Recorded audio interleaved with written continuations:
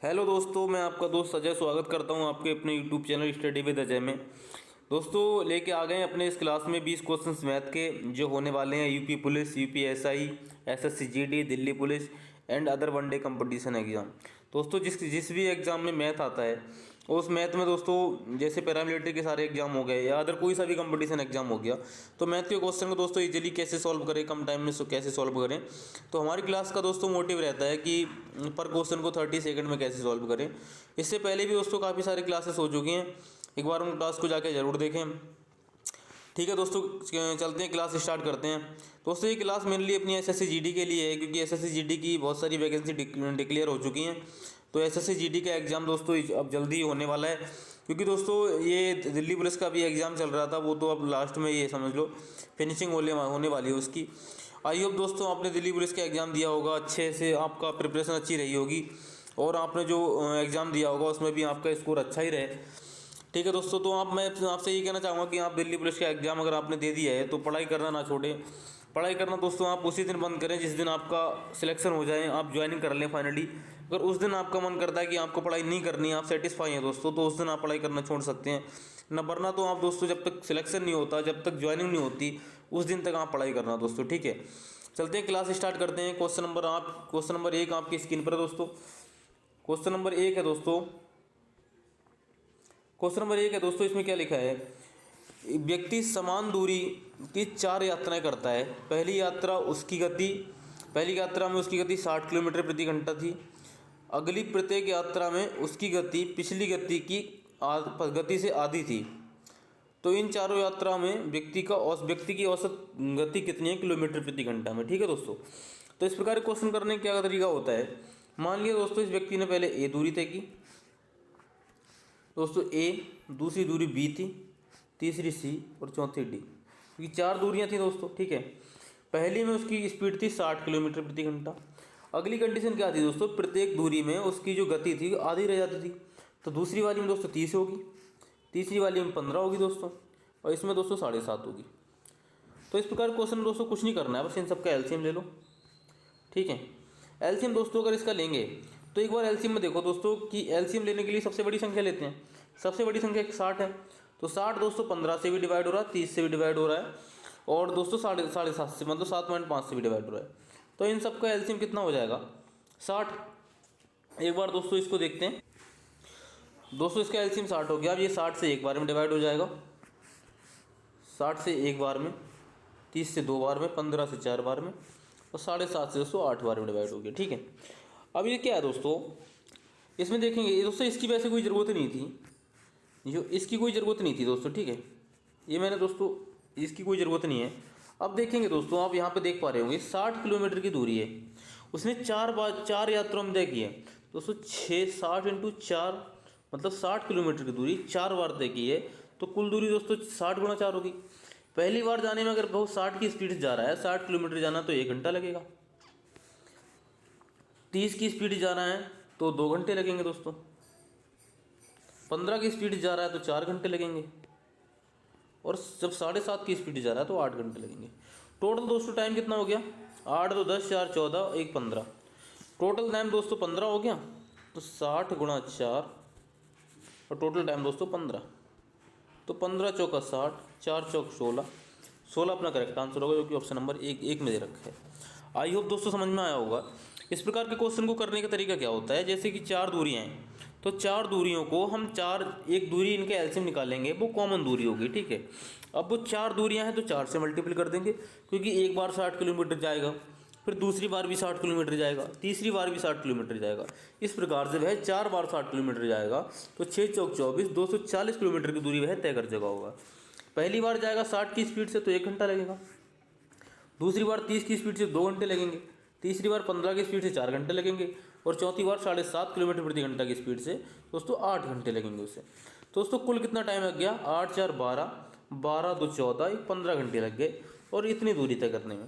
दोस्तों औसत चाल क्या होती है, औसत गति क्या होती है, कुल दूरी बटे कुल समय। कुल दूरी दोस्तों इतनी थी, कुल समय इतना था, तो हमने औसत चाल निकाल दी जो हमसे पूछी थी।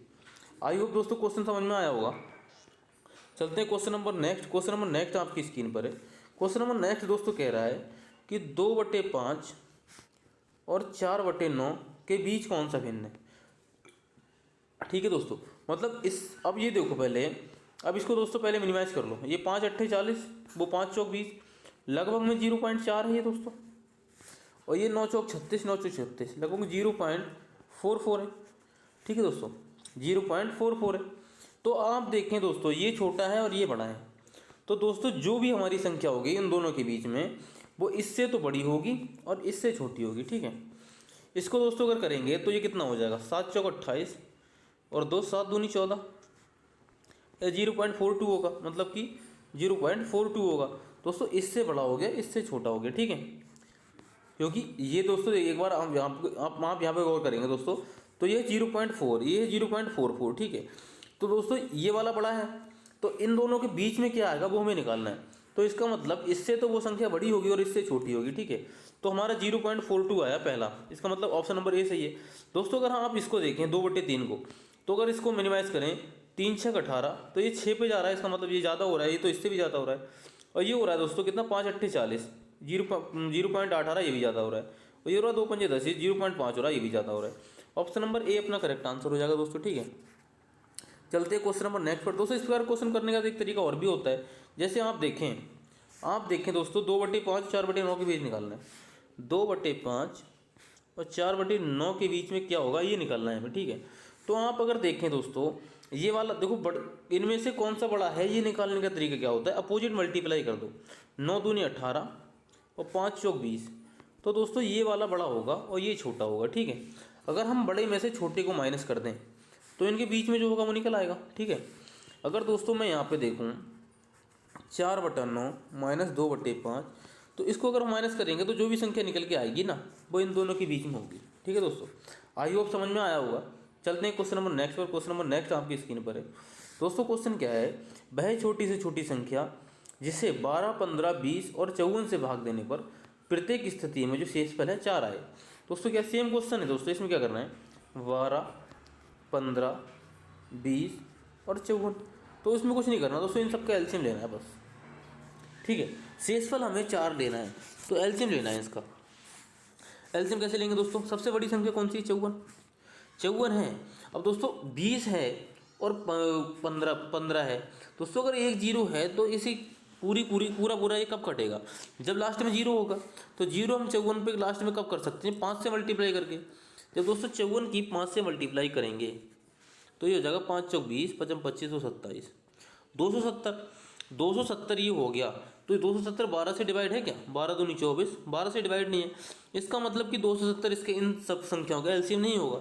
अब दोस्तों इसमें 10 से मल्टीप्लाई कर देंगे तो हो जाएगा 540, तो ये 540 हो जाएगा दोस्तों। ठीक है, अगर इसमें 54 में 10 से मल्टीप्लाई कर दें तो ये 54 इंटू 10 बराबर 540 हो गया।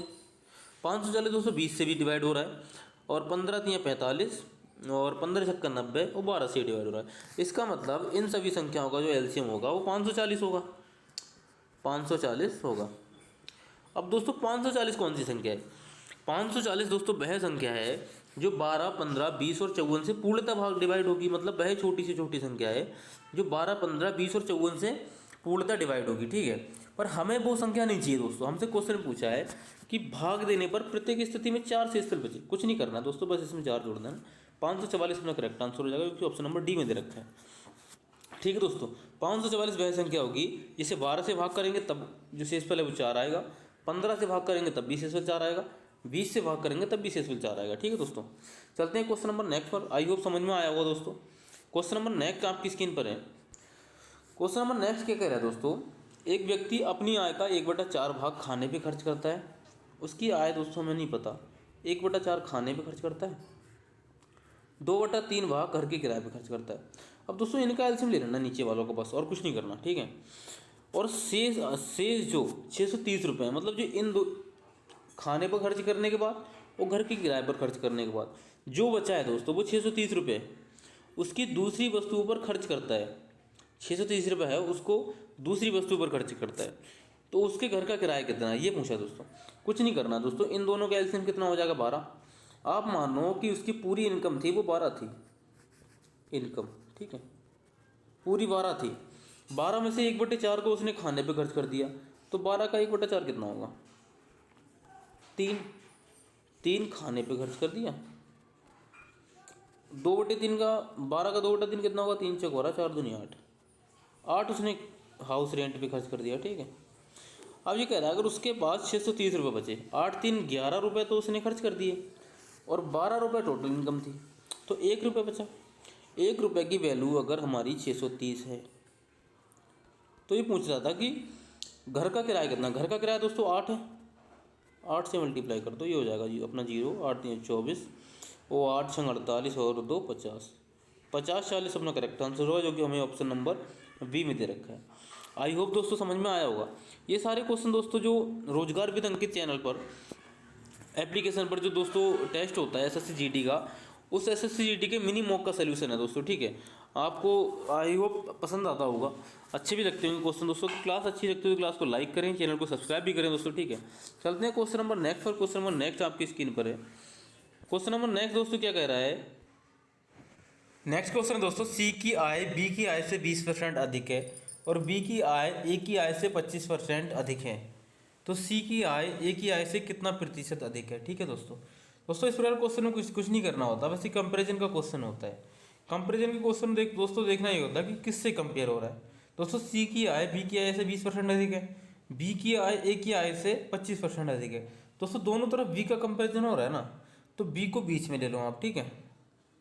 कुछ नहीं करना दोस्तों, बी को बीच में ले लो, एक तरफ ए लिख लो और एक तरफ सी लिख लो, ठीक है। तो ये कह रहा है सी की आय बी की आय से 20% अधिक है। अगर ये दोस्तों कितना, ये अगर 100 है तो ये 120 है, ठीक है दोस्तों। तो इसे दोस्तों क्या लिख सकते हैं? 5 और 6 लिख सकते हैं, 20 पंजे 100, 20 छंगे 120, ठीक है। तो वैसे 120 5 और 6 लिख सकता हूँ, ठीक है। अगली कंडीशन क्या है दोस्तों कि बी की आय ए की आय से 25% अधिक है। तो अगली कंडीशन दोस्तों, अगर मैं ए को 100 मान लूँ और बी को 125 ले सकता हूँ, क्योंकि दोस्तों कह रहा था कि बी की आय ए की आय से 25% अधिक है, तो ए की आय अगर 100 है तो बी की आय 125 होगी। इसे दोस्तों मैं 25 पंजे 125, 25 चौका 100, 5:4 लिख सकता हूँ, ठीक है। तो अब मेरा क्या बना दोस्तों, अगर मैं इस कुछ नहीं करना मेरे को दोस्तों, इस वाले 5 को इधर बढ़ा दूंगा। एक सेकंड दोस्तों, मैं आपको क्लियर करके बता रहा हूँ, ये थोड़ा सा स्पेस का इशू हो गया दोस्तों। ये हो गया अपना बी, ये हो गया ए और ये हो गया सी, ठीक है। इसमें आप देखेंगे दोस्तों क्या लिखा है, बी सी की आय बी की आय से 20% अधिक है, तो 20% अधिक है, ये 100 हो गया और ये 120 हो गया, ठीक है। तो मैं दोस्तों इसको 20 पंजे 100, 20 छंग 120 लिख सकता हूँ। तो इसमें दोस्तों मेरा रेशियो क्या बना, 6:5 बन गया, 6:5 का। अगली कंडीशन क्या करें दोस्तों, बी की आय ए की आय से 25% अधिक है, 25% अधिक है, इसका मतलब दोस्तों क्या है, ये अगर 100 है मेरा, ये अगर 100 है तो बी 125 है दोस्तों। तो ऐसे दोस्तों 5 पंजे 25 पंजे 125, 25 चौका 100, तो इसे 5:4 लिख सकता हूँ। बी और ए का अनुपात हो जाएगा 5:4। तो कुछ नहीं करना दोस्तों, इस वाले 5 को आगे बढ़ा देना, आगे यहाँ लिख देना है, इस वाले 5 को यहाँ लिख देना है, ठीक है। और इन सब की मल्टीप्लाई कर देना है। मल्टीप्लाई दोस्तों 5 और 6 की मल्टीप्लाई 5 छक 30 हो जाएगा और ये 5 25 हो जाएगा और ये 5 चौक 20 हो जाएगा, ठीक है। तो ये कह रहा है कि सी की आय ए की आय से कितना प्रतिशत अधिक है। सी की आय दोस्तों 30 है, ए की आय 20 है, तो दोस्तों 20, ये 10 अधिक है ना, 10 अधिक है। अगर हम ए से कंपेरिजन करेंगे तो 10 अधिक है 20 से, तो दोस्तों ये 50% हो जाएगा। ऑप्शन नंबर बी अपना करेक्ट आंसर हो जाएगा। वेरीफाई करने के लिए दोस्तों 10/20 गुणा 100, अगर दोस्तों ऐसे भी करेंगे तो बी अपना 50 आंसर रहेगा, ठीक है। आई होप दोस्तों समझ में आया होगा। चलते हैं क्वेश्चन नंबर नेक्स्ट पर। क्वेश्चन नंबर नेक्स्ट आपकी स्क्रीन पर है। क्वेश्चन नंबर नेक्स्ट दोस्तों क्या कह रहा है, किसी वस्तु पर छपा हुआ मूल्य का मतलब होता है दोस्तों उस पर जो अंकित मूल्य होता है, मार्क प्राइस को कहते हैं छपा हुआ मूल्य, ठीक है। लेकिन एक खुदरा व्यापारी इसको 40% बट्टे पर खरीदता है। बट्टे का मतलब होता है छूट, डिस्काउंट, ठीक है। खरीद कर इसे 900 रुपये में बेच देता है, तो खुदरा व्यापारी को लाभ कितना हुआ दोस्तों, उस पर 900 रुपये तो उस पर अंकित मूल्य था, पर उसने 40% की छूट दे के खरीदा, 40% की छूट मिली तो उसने 60% में खरीदा होगा ना। 40% का डिस्काउंट मिल गया तो 60% में खरीदा होगा। इसका मतलब उसने 540 रुपये तो उस पर खर्च किए होंगे खरीदने में, पर उसने बेचा कितने में, उसने खरीद कर इसे 900 रुपये में बेच दिया, तो फ़ायदा कितने का हो गया दोस्तों, यहाँ से अगर अपना आप देखेंगे तो 360 का फ़ायदा हो गया, 360 का फ़ायदा हो गया ना। ये 600 6 3 900, ठीक है। तो ये कह रहा है कि लाभ प्रतिशत कितना है, तो दोस्तों 360 का फ़ायदा हुआ है। क्रय मूल्य दोस्तों इसने कितने में खरीदा था, 540 में। ये हो जाएगा 9 चौक 36 और 360। तो एक सेकंड दोस्तों, खुदरा व्यापारी को प्रतिशत लाभ 540 360, तो 9 चौक 36 और 9, ये कितना हो जाएगा, एक सेकंड दोस्तों, ये 100 हो जाएगा परसेंटेज निकालने के लिए, ठीक है। ये हो जाएगा 9 चौक 36 और 9 चौक 54। एक सेकंड दोस्तों, इसे थोड़ा सा इरेज कर लेते हैं। एक सेकंड दोस्तों, कितना 360 का लाभ हुआ, कितने पर, 540 पर। परसेंटेज निकालना है ना, तो ये काट देंगे, ये 9 से 4 बार कटेगा, 9 से 6 बार कटेगा। कितना हुआ दोस्तों, 400/6। इसको मिनिमाइज करेंगे, 200/3 अपना आंसर आ जाएगा। ऑप्शन नंबर सी अपना करेक्ट आंसर होगा। आई होप दोस्तों समझ में आया होगा क्वेश्चन। क्वेश्चन क्या था, अंकित मूल्य 900 रुपये था। एक व्यापारी ने उसे 40% की छूट पर खरीदा। इसका मतलब उसने उस जो अंकित मूल्य का 60% दिया होगा, 40% की छूट दे दी, तो उसने दोस्तों 540 का खरीदा। खरीद कर उसने 900 रुपये का बेच दिया। तो पूछ रहा था कि लाभ कितने परसेंट हुआ। दोस्तों अमाउंट में तो 360 का लाभ हुआ। परसेंटेज निकालने के लिए दोस्तों हमने 100 से मल्टीप्लाई कर दी और आंसर अपना आया हमारा 200/3%, ठीक है। आई होप समझ में आया होगा दोस्तों। क्वेश्चन नंबर नेक्स्ट आपकी स्क्रीन पर है। क्वेश्चन नंबर नेक्स्ट है दोस्तों कि 4.8 और 10.8 के बीच मध्यानुपाती और 0.4 2.4 के बीच तृतीयानुपाती का अनुपात क्या होगा। दोस्तों ये बेसिक से क्वेश्चंस होते हैं, रेशियो एंड प्रिपरेशन से ये क्वेश्चन है। दोस्तों मध्यानुपात निकालने का फार्मूला क्या होता है, √AB, और तृतीय अनुपात निकालने का फार्मूला होता है B²/A। तो कुछ नहीं करना दोस्तों, मेरे साथ इतना ही करना है। इतना करने के लिए क्या करेंगे दोस्तों, पहले इसका मध्यानुपात निकाल लेते हैं। √AB, ये कितना है अपना 4.8, इसको 48/10 लिख सकता हूँ। B कितना है 108/10 लिख सकता हूँ इसे, ठीक है। तो आप अगर देखें, आप दोस्तों अगर इसको देखेंगे तो ये इसे दोस्तों हम मल्टीप्लाई में लिख सकते हैं, ठीक है। मल्टीप्लाई में लिखने के लिए क्या करेंगे, 6×48। मैं इसको दोस्तों कैसे लिख सकता हूँ, इसे दोस्तों मैं ऐसे भी लिख सकता हूँ ना, इसको मैं ऐसे लिख सकता हूँ, 6×8 48/10 गुणा 18 गुणा 6/10। तो मेरा क्या हुआ दोस्तों, 1 6 मुझे ये मिल गया, 1 6 ये मिल गया, 18 8 144 जो कि 12 का स्क्वायर होता है। दोस्तों मुझे क्या मिला, अंडर रूट में दोस्तों 6 गुणा 12/10। अब ये अंडर रूट दोस्तों हट जाएगा, इसके अंडर रूट की कोई ज़रूरत नहीं है। तो मुझे ये मिला, तो ये हुआ मेरा 12 8 96, 12 छंग 72/10, 72/10। तो मेरा जो आया तृतीय अनुपात आया वो आया 7.2।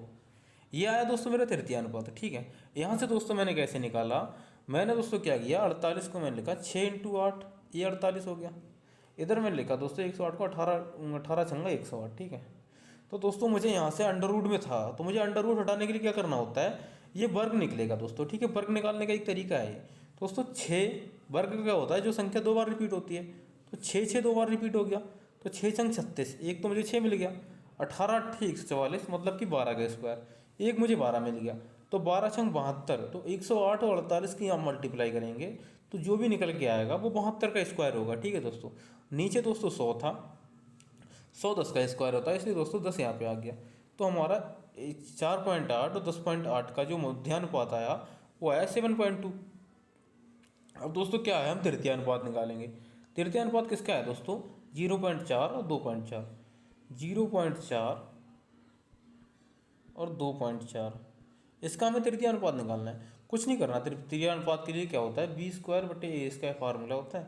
B² क्या है दोस्तों, 2.4 गुणा 2.4, ठीक है। अब दोस्तों इन दोनों पॉइंट को हटाऊंगा तो मैं 100 लिख सकता हूँ, 1 पॉइंट, ठीक है, ये 100 हो गया।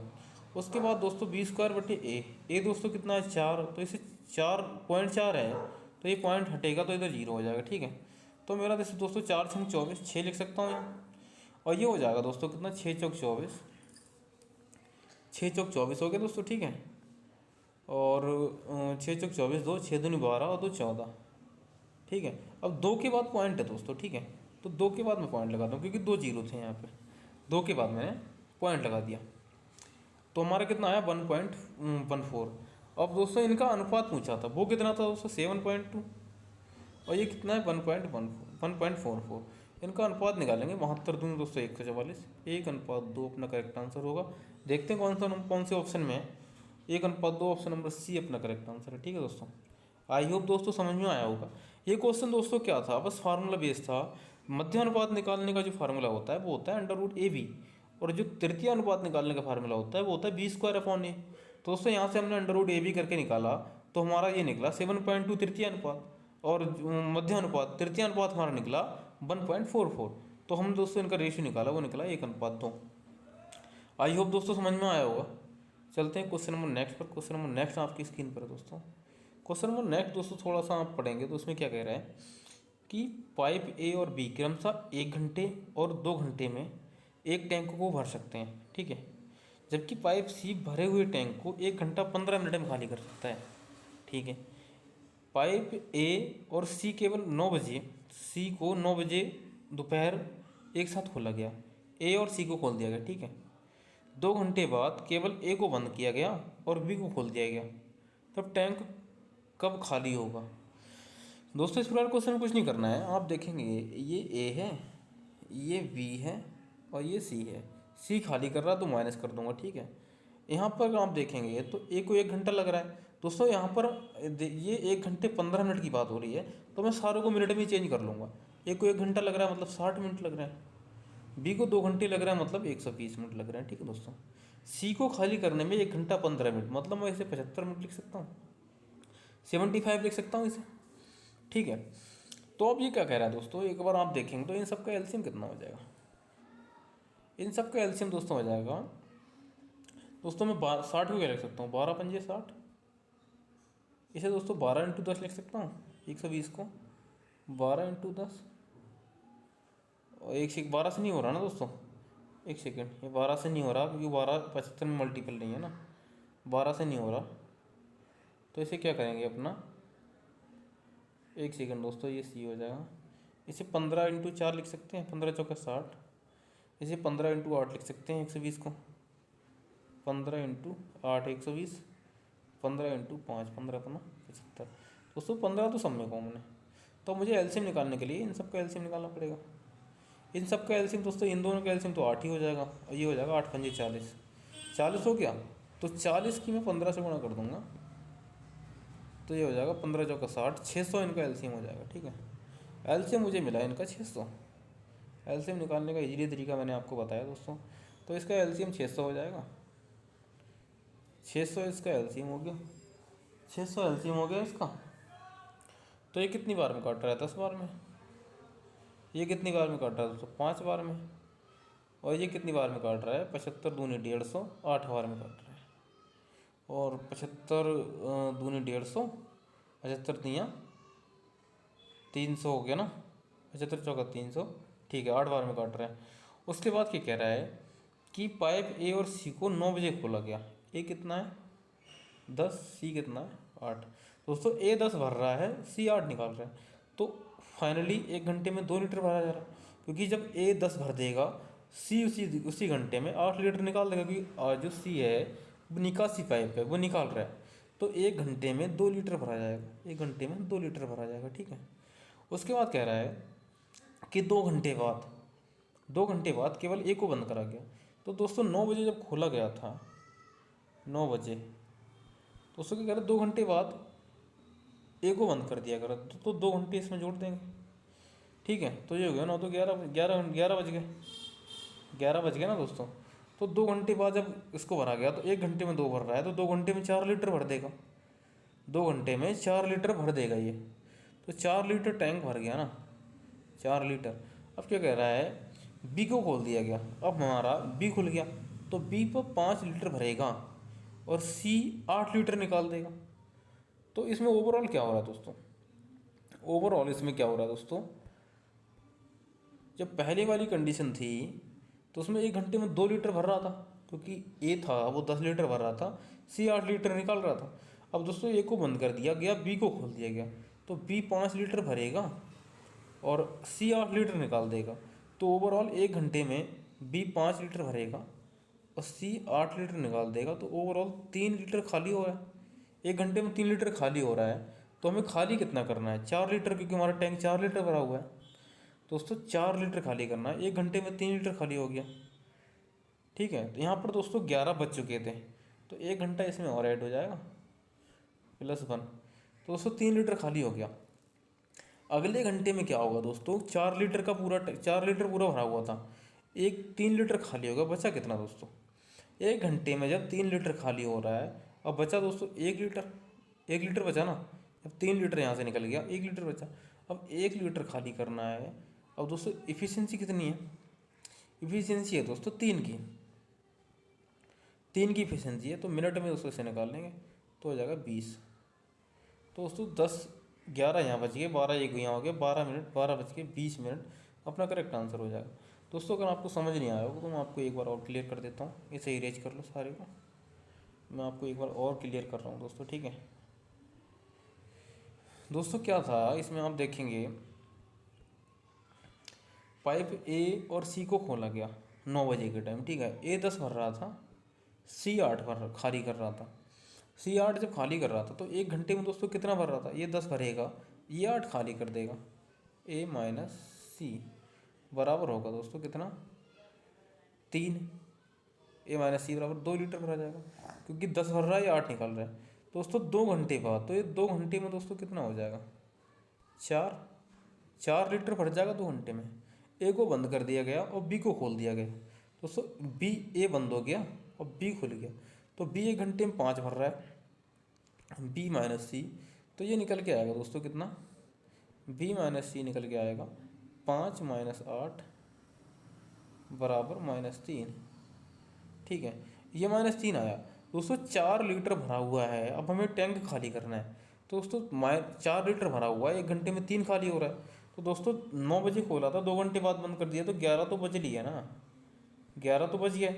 उसके बाद दोस्तों 1 घंटे में जब 3 खाली हो रहा है, 4 लीटर खाली करना है, तो 1 घंटे में 3 खाली हो जाएगा, मतलब कि 12 बज जाएंगे। अब दोस्तों क्या बचा? 1 लीटर बचा ना, क्योंकि 4 लीटर टोटल था, 1 घंटे में 3 लीटर निकल गया, तो दोस्तों 1 लीटर बचा। अब एफिशिएंसी कितनी है दोस्तों? 3 की, तो 1/3, अब इसे मिनट में चेंज कर लेंगे तो ये 20 मिनट आ जाएगा। 12:20 वो टाइम होगा जो टैंक पूरा खाली हो जाएगा। ऑप्शन नंबर डी अपना करेक्ट आंसर हो जाएगा। चलते हैं क्वेश्चन नंबर नेक्स्ट पर। क्वेश्चन नंबर नेक्स्ट आपकी स्क्रीन पर दोस्तों। क्वेश्चन नंबर नेक्स्ट है दोस्तों, यदि 40 वस्तुओं का विक्रय मूल्य 60 वस्तुओं के क्रय मूल्य के बराबर है तो लाभ या हानि ज्ञात कीजिए। दोस्तों ये क्या है, हमने 40 वस्तुएं बेची, तो ये इनके बेचने पर जो अमाउंट प्राप्त हुआ, मान लिया अमाउंट एक्स प्राप्त हुआ, ये था वो 60 वस्तुओं के सीपी के बराबर था।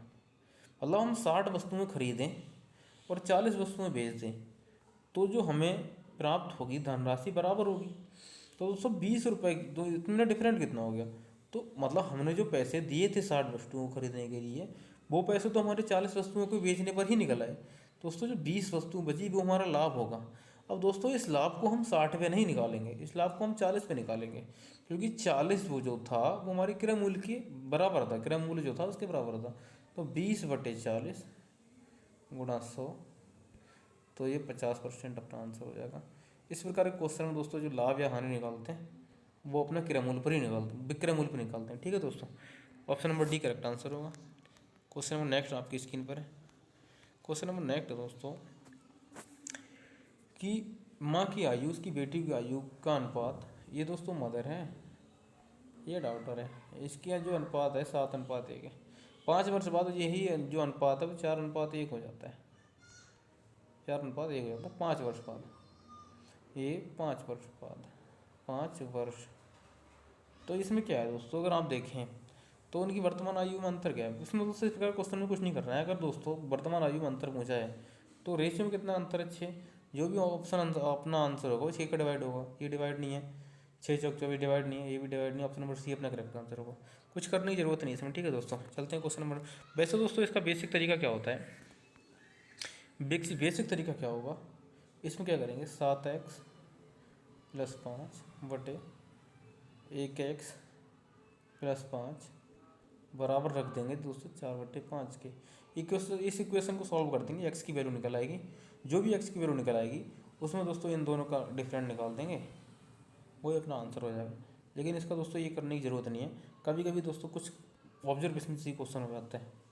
दोस्तों प्रेजेंट वन का अनुपात 7:1 था, 5 साल बाद 4:1 हो गया। वर्तमान आयु का अंतर पूछा है तो अंतर उससे यहाँ पे 6 है।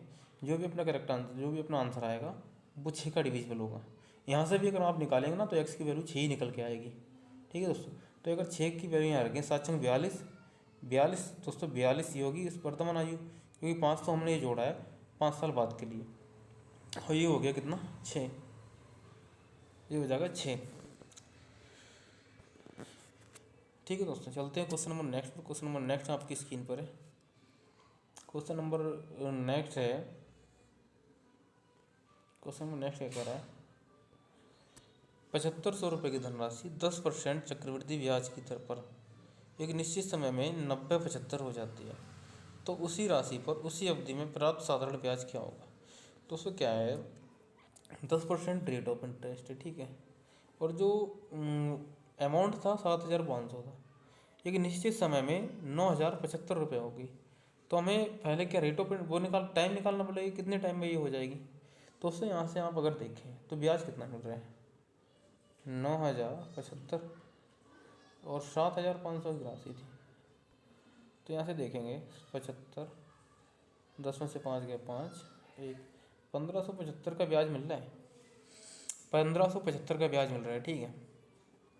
अब दोस्तों हम निकालेंगे इसका वो इफेक्टिव रेट। 1575 का ब्याज मिल रहा है कितने पर, 7500 पर।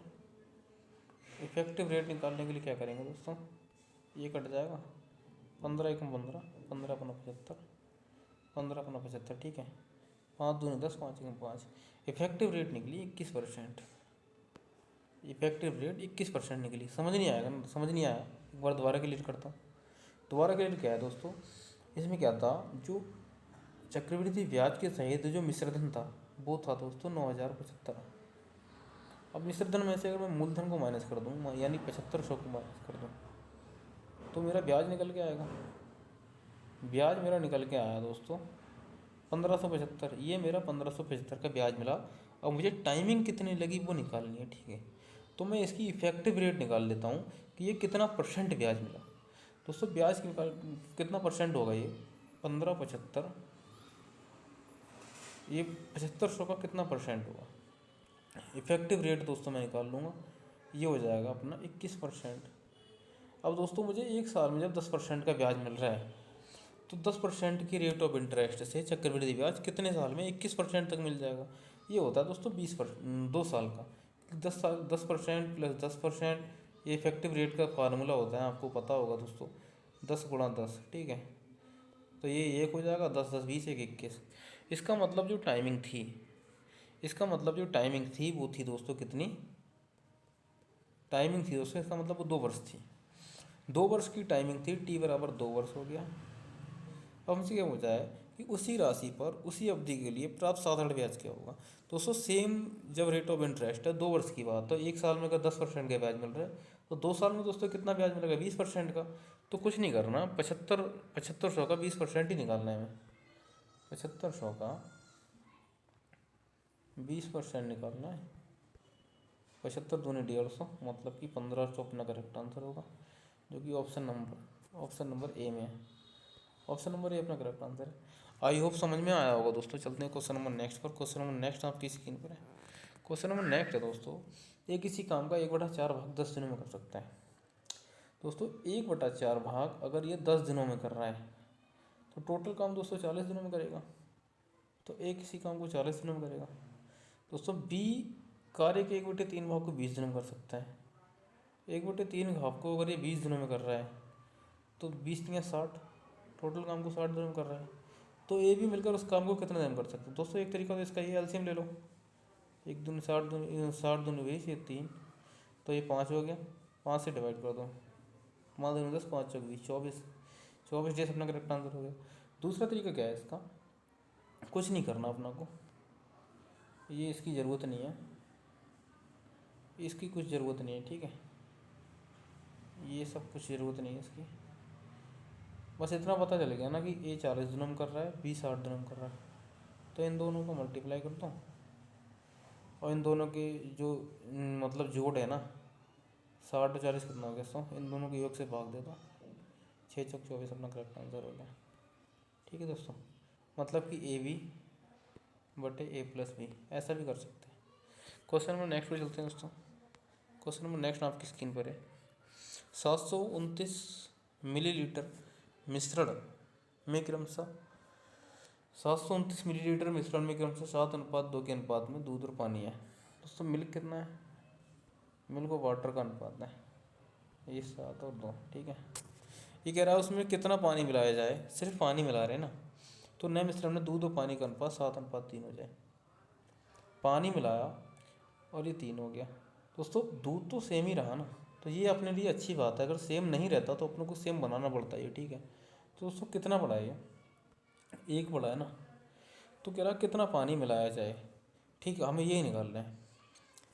तो दोस्तों क्या है, पहले हम 729 को इस रेशियो में बांट लेंगे।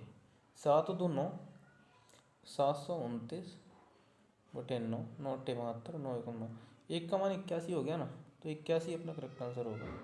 आपको मैं बताऊं 81 अगर ये हो गया 1 का मान, तो इसमें जो 729 लीटर का मिश्रण था, इसमें पहले दूध रहा होगा 7 एकम 7, 7 अट्ठे 56, 567 और 2 एकम 2, 2 अट्ठे 16। ठीक है, इतना पानी रहा होगा। अब दोस्तों ये तो 567 का 567 ही रहेगा और ये रेशियो भी 7 रहेगा, पर हमें क्या करना है, कुछ पानी मिलाना है। कुछ पानी मिलाने की वजह से एक रेशियो बढ़ गया पानी का, तो एक रेशियो का मान 81 अपना करेक्ट आंसर होगा। चलते हैं क्वेश्चन नंबर नेक्स्ट पर। क्वेश्चन नंबर नेक्स्ट आपकी स्क्रीन पर है दोस्तों। क्वेश्चन नंबर नेक्स्ट ये करा है, यदि एक वर्ग की भुजा 50% तक कम कर दी जाए तो उसका क्षेत्रफल कितना कम हो जाएगा।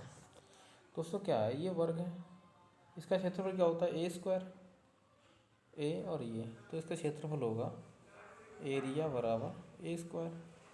तो A² होगा, मतलब कि जो भी कम हो रहा है वो 2 बार कम होगा। पहले 50% कम किया गया तो मतलब 50, अब इसका भी 50% कम किया गया तो बचा कितना दोस्तों 25, 100 से 25 बचा, इसका मतलब 75% कम कर दिया गया। ऑप्शन नंबर 1 अपना करेक्ट आंसर है। समझ नहीं आया ना दोस्तों, एक बार क्लियर करता हूँ। दोस्तों ये वर्ग है, ये A है, तो ये A है। क्षेत्रफल क्या होता है A² मतलब भुजा स्क्वायर, भुजा स्क्वायर होता है दोस्तों क्षेत्रफल। मतलब अगर प्रत्येक भुजा 50% कम हो रही है तो उसका 2 बार कम होगा, ना कि 1 बार, क्योंकि उसका जो क्षेत्रफल होता है भुजा का स्क्वायर होता है। पहले मान लिया उसका क्षेत्रफल 100 था। ठीक है, पहली बार एक भुजा 50% कम हुई तो वो 50 बचा, उसके बाद फिर से 50% कम होगी, तो इसको अगर आप 50 मान लें, फिर 50 का मान निकालने की 50% कम हो रही है, तो ये 25% बचा। पहले 100 था और 25 बचा, तो डिफरेंट कितना है 75 का, इसका मतलब 75% कम होगी। ठीक है, दूसरा तरीका क्या है दोस्तों इसका करने का, दूसरा तरीका क्या है, ये आप पहले मान लिया कि ये 2 थी ये भी 2 थी, तब क्षेत्रफल कितना 4 आया क्योंकि A²। उसके बाद भुजा 50% कम होगी, 50% का मतलब होता है आधा कम हो जाना, तो ये 1 होगी और ये 1 होगी, तो 1 1 कम 1, तो क्षेत्रफल कितना आया 1। दोस्तों कितना कम हो गया 3, कितने पे 4 पे, 4 बटे 3 गुणा 100, तो कितनी बार में कटेगा 25, 25 दिया 75, फिर भी 75 आएगा अपना। ऑप्शन नंबर 1 करेक्ट आंसर है। क्वेश्चन नंबर 1 आपकी स्क्रीन, क्वेश्चन नंबर नेक्स्ट आपकी स्क्रीन पर है। एक रेलगाड़ी 60 किलोमीटर प्रति घंटा की चाल से चलकर किसी प्लेटफॉर्म को 30 सेकंड में गुजरती है। यदि रेलगाड़ी की लंबाई 200 मीटर है तो प्लेटफॉर्म की लंबाई कितनी होगी। दोस्तों कुछ नहीं करना है इस प्रकार क्वेश्चन में, जब रेलगाड़ी किसी भी प्लेटफॉर्म को, किसी ब्रिज को या किसी अन्य रेलगाड़ी को पार करती है, तो जो दूरी होती है वो रेलगाड़ी प्लेटफॉर्म की जुड़ जाती है, रेलगाड़ी ब्रिज की आपस में जुड़ जाती है, रेलगाड़ी और रेलगाड़ी की आपस में जुड़ जाती है। अगर जब रेलगाड़ी किसी व्यक्ति को, किसी पोल को, किसी खंभे को पार करती है, तो जो दूरी होती है वो रेलगाड़ी की लंबाई के बराबर होती है। अब इसमें क्या है दोस्तों, दूरी क्या होगी अपनी, डिस्टेंस बराबर होगी length of train plus platform. ठीक है, length of train plus platform. तो दोस्तों ये क्या है, अगर रेलगाड़ी की लंबाई ये तो दोस्तों दे रखी है, ये निकालना है हमें, ठीक है। ये एक्स मान लो। दोस्तों क्या कह रहा है कि अब दोस्तों क्या है, ट्रेन की चाल कितनी है, 60 किलोमीटर प्रति घंटा। अब दोस्तों ये मीटर में दे रखी है, तो इसे मीटर प्रति सेकंड चेंज कर लेंगे, 5/18 से गुणा कर देंगे। आई होप आपको ये पता होगा। 30 सेकंड में पार करती है।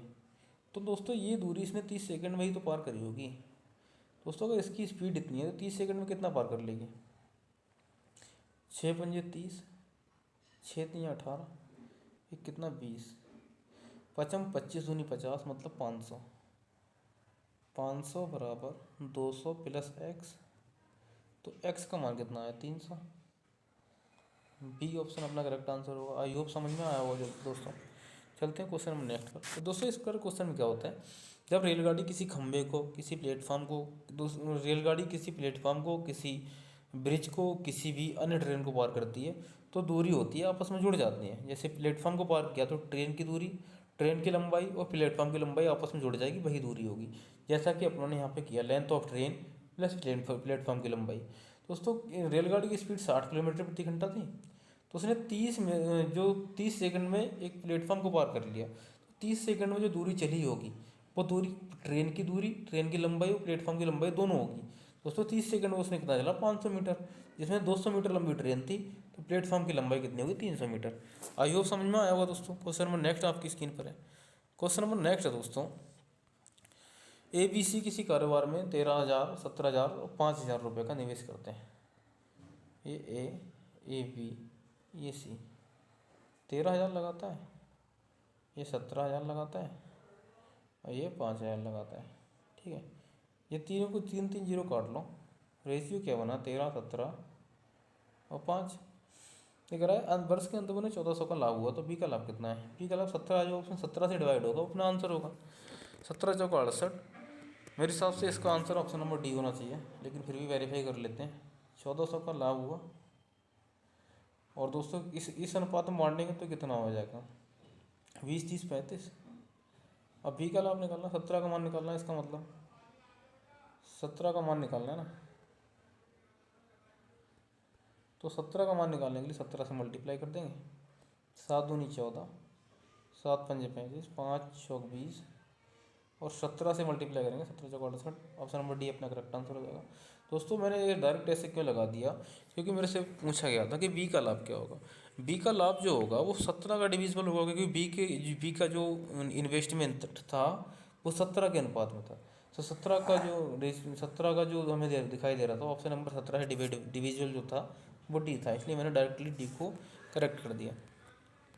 दोस्तों अपने क्वेश्चन इतने ही थे आज की क्लास में। अगर क्लास अच्छी लगी हो तो क्लास को लाइक करें दोस्तों, चैनल को सब्सक्राइब करें, दोस्तों के साथ शेयर भी करें दोस्तों, ठीक है। और बेल आइकन को भी प्रेस कर लें दोस्तों, क्योंकि आने वाली जो वीडियो होंगी उनका नोटिफिकेशन आपको जल्दी देखने को मिल जाएगा। दोस्तों पढ़ाई करते रहें कंटिन्यू, ठीक है। और निराश ना हो, अगर आपका दिल्ली पुलिस का एग्ज़ाम भी ठीक नहीं गया है तो आने वाले टाइम में बहुत सारे एग्ज़ाम आने वाले हैं। यूपी पुलिस की वैकेंसी भी आने वाली हैं और SSC GD की वैकेंसी भी डिक्लेयर हो गई हैं। तो पढ़ाई करते रहें, डिमोटिवेट ना हो दोस्तों। ये जब कंपटीशन एग्ज़ाम की तैयारी करते हैं तो बहुत सारी प्रॉब्लम्स को फेस करना पड़ता है, उनको फेस करें, उनसे भागे ना और पढ़ाई करते रहें, ठीक है दोस्तों। मिलते हैं नेक्स्ट वीडियो में, तब तक अपना ध्यान रखें, ख्याल रखें, पढ़ाई करते रहें। जय हिंद दोस्तों।